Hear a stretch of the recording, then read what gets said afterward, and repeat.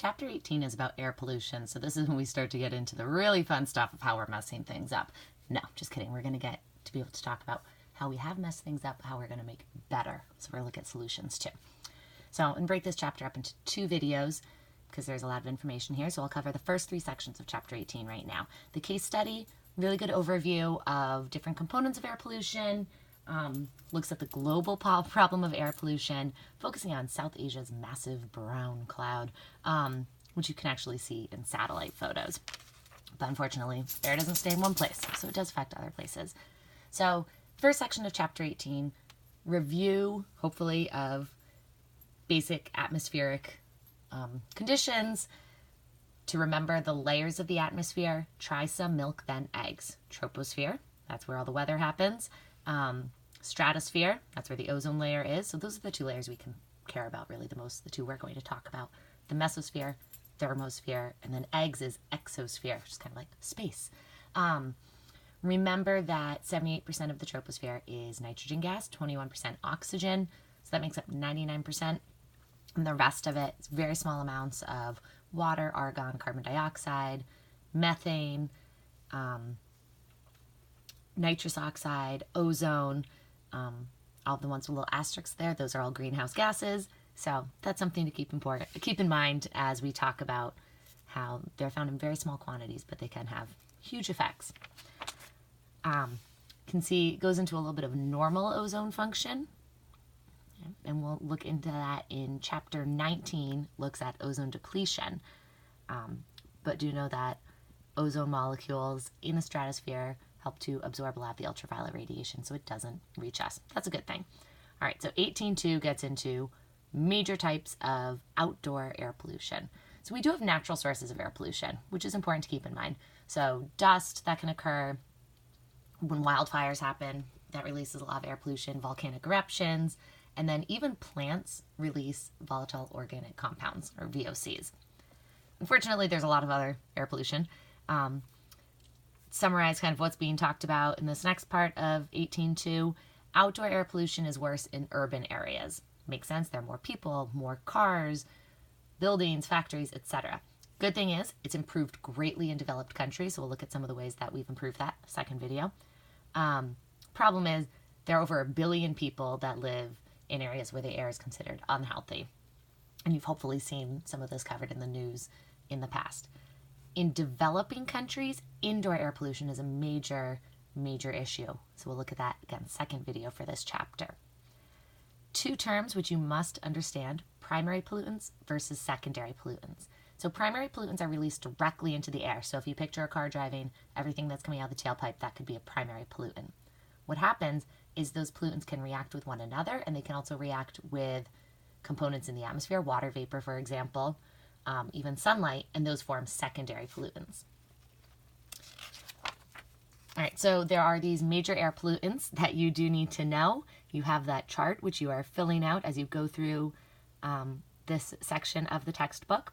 So carbon monoxide and carbon dioxide, book clumps them to carbon oxides, but they have very different effects. Nitric oxide and nitrogen dioxide can be categorized as NOx, or the nitrogen oxides, and then there's nitrous oxide, so there are a lot of different NO combinations there. The nitrogen dioxide can form nitric acid, sulfur dioxide, which can form sulfuric acid, suspended particulate matter, or sometimes just called particulate matter, ozone, volatile organic compounds, VOCs, and then lead is lumped in here too, which is, there's a really good case study on lead as a pollutant. And of course, there was a lot on lead poisoning in the news in recent years because of the water pollution in Flint, Michigan. And we can talk a little bit more about what caused that to happen. This science focus here about using lichens to detect air pollution is really interesting. So definitely read that. It's fascinating that we could use natural organisms to help us see if air pollution is a problem or not, kind of like indicator species. All right, and then we get into 2 different types of smog. There's industrial smog and photochemical smog. So start with industrial smog first. This happens from coal burning. So when you picture, the really bad air pollution days in China that you've probably seen in the news, that's usually due to their use of coal. They're using less coal now, yay China, but they still use a lot. So industrial smog is a combination of sulfur dioxide, sulfuric acid, and particulate matter. It tends to have kind of a gray color due to all that particulate matter. And industrial smog used to be a huge problem in the United States and in Western Europe, but air pollution laws, we've taken care of a lot of that, but still a major problem. China, India, parts of Eastern Europe, where coal is still a major energy source. So that's industrial smog. Then there's photochemical smog, and the photo tells you that sunlight is involved. So do a little diagram here kind of showing the different parts that are involved, and we'll go over this reaction in class as well. But photochemical smog results from water and nitrogen dioxide in the atmosphere that interacts with the nitrogen dioxide and hydrocarbons are released, interact with water to form nitric acid. The sunlight, that's the photo part, splits up the nitrogen dioxide into nitrogen oxide and free oxygen, which reacts with diatomic oxygen, or O2, to form ozone. The hydrocarbons take in that free oxygen and form aldehydes and peroxyacyl nitrates, so all of this comes together to form photochemical smog. Photochemical smog is different from industrial smog. It has kind of a brownish color to it. And we see this, it results mostly from vehicle exhaust. So it's a problem on hotter and sunnier days, right? So those sun, right, because it's photochemical, you get more photochemical smog. It irritates the eyes, the respiratory tract. When there's more traffic, you get more photochemical smog. So there's a lot of photochemical smog in Los Angeles is an area where we see that. Mexico City, they have a figure 1812 shows Santiago, Chile. So this is different from industrial smog. There are some factors that naturally occur that reduce outdoor air pollution, just gravity in general. So a lot of these like particulate matters will be heavier than air, so they sink down. Precipitation removes some air pollution, sea spray near the coasts, winds, and then chemical reactions that occur. Unfortunately, there are natural factors that can also increase air pollution. Urban buildings and hills and mountains slow down wind, so that slows down the dispersal. High temperatures, the emissions of those volatile organic compounds from plants. There's something known as the Grasshopper Effect, and due to the circulation patterns in the atmosphere, a lot of our air pollution ends up in polar regions. When you think about how much air pollution is being produced in polar regions, pretty sad that a lot of it ends up there. And then we have a temperature inversion or thermal inversion. Basically what happens there is you get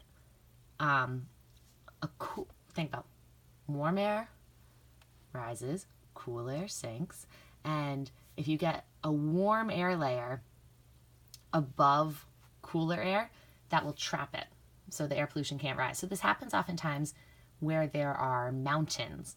A good example is Mexico City, which is kind of sitting in a bowl surrounded by mountains.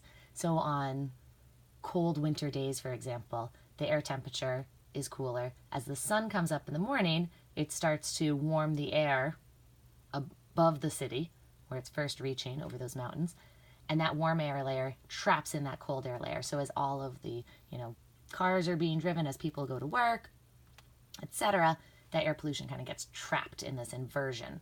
And then only as the air temperature at ground level finally warms up is that pollution able to disperse higher into the atmosphere.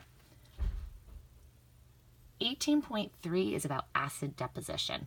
So all of the air pollution, like industrial smog, photochemical smog, those are local air pollution problems. Acid deposition is a regional air pollution problem. One thing to keep in mind is that normal precipitation has a pH of about 5.6. That's because there's carbon dioxide in the atmosphere, for example, and water interacts with that, forms carbonic acid, so it is slightly acidic. So something is considered acid precipitation when the pH is below 5.6, and it basically results from coal burning and from vehicles. So NOx and sulfur dioxide are released. When they react with water, you get nitric acid and sulfuric acid. And we can see in this map here on page 478 that the areas that are red are areas where there is currently a problem. So you can see pretty much the entire eastern seaboard, including where we live, has a problem with acid precipitation, mostly due to coal-fired power plants in the Ohio River Valley. So problem areas tend to be downwind. Basically, people build really tall smokestacks, so the pollution gets carried further away, and then that can be a problem. Other things that affect where acid precipitation is a problem is the soils and the bedrock that naturally occur in different areas. Some areas that have more of a limestone or calcium carbonate bedrock, well, that will help to neutralize the acidity naturally. Other areas are more prone to having a problem with acid deposition. And then on page 479, there's a nice diagram that gives you a summary of acid precipitation's effects on forests. Also can affect buildings, statues, things like that. They can get worn down. Respiratory systems. Helps to, in aquatic ecosystems and in soil, will release lead and mercury, and so these other toxins can get released as the acidity drops, the pH drops. And it can release aluminum in aquatic ecosystems, and aluminum basically causes fish's gills to get all gummy and mucousy, and then they asphyxiate, so they don't get enough oxygen. So acid precipitation is a problem. We can see that we have some solutions here on page 480. Pay attention to the differences between prevention and cleanup. Okay? And discusses on this page how you could, one possibility is adding phosphate fertilizer, because that helps to raise the pH and neutralize the acidity, but as we know, that could also result in algae blooms, and we know the problem with those from our eco columns, for example. So that is the first part of chapter 18.